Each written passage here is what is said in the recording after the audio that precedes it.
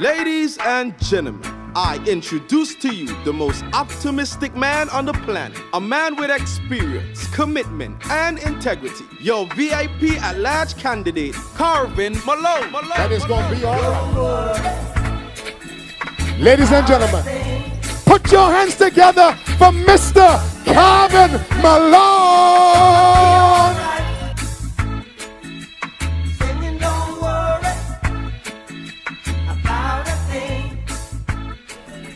Hello, hello, hello, hello. Get some volume in here. Hello, hello, hello, District 8. A pleasant good evening, District 8. We are on the home stretch, 18 days to go, and the wait is over. District 8, are you fired up and ready to go? This almost sounds like District 8, a good start, but we have more. District 8, are you fired up and ready to go? Yes, I can feel it. I can feel it. What a thing.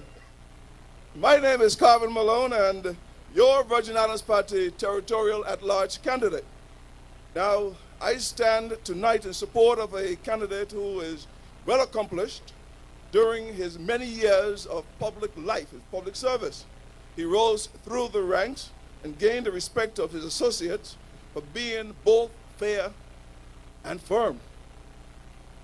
He's fair and firm. He is a man with a vision for District 8, a businessman, a family man. He is the right man for the job. Dean Byron Foy in District 8, a perfect combination.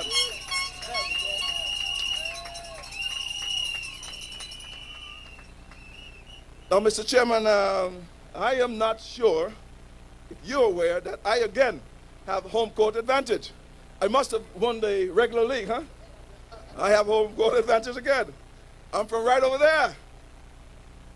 I learned to swim on the wharf right over there. In fact, the truth is that my cousin Buddy, he pushed me over. I had no choice but to swim.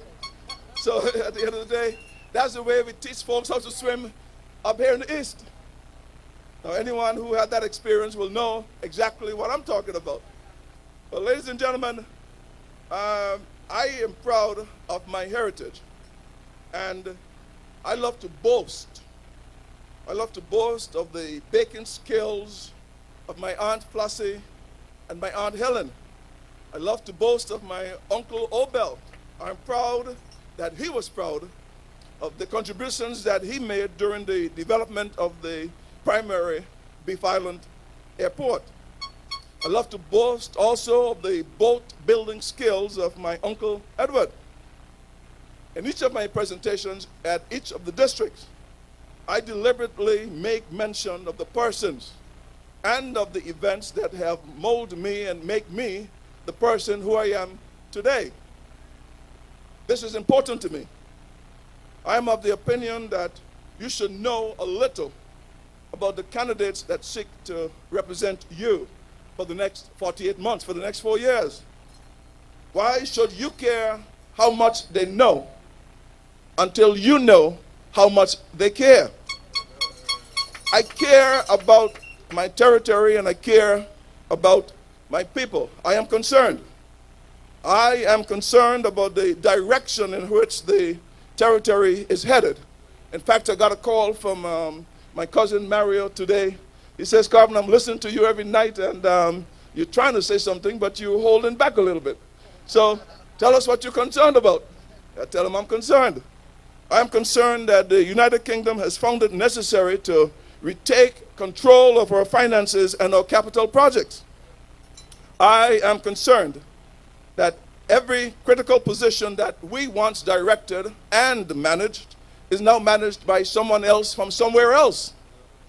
I am also concerned that in April of 2002, our territory and our government was given the opportunity to turn the page, as Sawanda was often say, and follow the negotiated conditions of the protocols for effective financial management. I am concerned that we failed to submit over 10 years of audited financial statements. I am further concerned that now that they are submitted, the public does not have a clue what is in them. A new government must now enter the next 4 years of governance in the dark, for we know not what is in the treasury. It is my personality to smile, but it amazes me that there are people who would bemoan the fact that, as they will put it, John doesn't smile enough, that Sherry and Dean are too serious. I love the words of Morgan Heritage. Come go with me and tell me if you see anything to smile about. I am at home, so I know you can't touch me because Dickie have my back. Dickie can take care of you. If you try to touch me, I'm home. We collected over $2.5 billion since the protocols were signed. Do you see anything there to smile about? Over $7.2 million was advanced for direct flights to the United States today. No planes, no flights, no money. Do you see anything to smile about? $8 million was loaned to complete the sewage project here in the East. It was handed back and spent, or might I say misspent, at the port. Do you see anything there to smile about? The government gave itself money to investigate itself, by itself, and for itself at the Pier Park. And then didn't even break a smile when they came back and said they could not find the paperwork. What do you expect? Do you see anything there to smile about? I didn't think so either. $2.8 billion, and we are in the condition that we are in today. Schools, down. Fire stations, down. Government administration buildings, down. Western Jocelyn Dyke port arrivals, down. Agriculture and fishing, down. Our precious gym, our seniors, down. All this, and you want a serious conversation on how much a person smiles or does not smile. Do you see anything to smile about? I didn't think so either. I offer myself because I am convinced that only a small number of you truly know who Carvin Malone is. He has been truly tried to be defined by others. I care about this territory and I care about the people. I choose the song that Bob Marley sang because I truly believe that everything will be all right if we go with this together. I truly believe in the democratic process. The choice will always be yours. The choice must always be yours. This NDP government has not served the territory well in the last 4 years. They are poor stewards of our money. They have failed. It is time to turn the page, turn the paragraph, throw away the book. It's time to move in the right direction, one direction. It is time to move in one direction. We know that the challenges that the BVI face will be many. We know that they will be difficult, and these are difficult times ahead. Because I was telling someone today that when this new government enter into administration, it is going to be an expectation that all of a sudden work is going to flow. But if there's no money today, when we go in, we see we have more bills than money. There may well be difficult times, but together we can do this. We have to decide what it is that we want to do. The BVI, indeed, the 8th electoral district is faced with a number of challenges. Lives and livelihoods have been affected and devastated by storms and floods. We have insurance rates that is going up. They are tripled, they doubled, quadrupled. People cannot afford to pay their insurance premiums. We have to do something about it. To tell me that they are managed by some administration and you cannot do anything about it, well, maybe you can't, but the Bronx Bomber could. Yes, he'll do something about it. We have to look at the banks. We have to look at the financial services industry, because while we campaign today, decisions are being made as to exactly what will happen tomorrow. When we go in, by April 30th, a budget has to be passed. So as soon as we go in, we'll be locked up for the next 60 days trying to negotiate a budget of which we do not know what is there. Do you see the job and the task that is ahead of us? So when you see that Dean isn't smiling as much as you think he should, Do you see anything to smile about? I don't think so.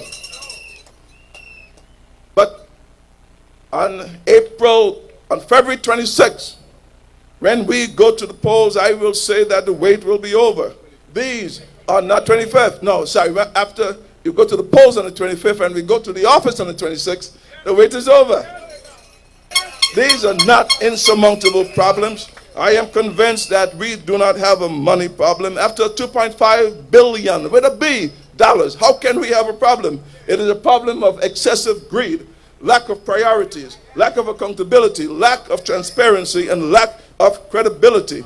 This government got to go.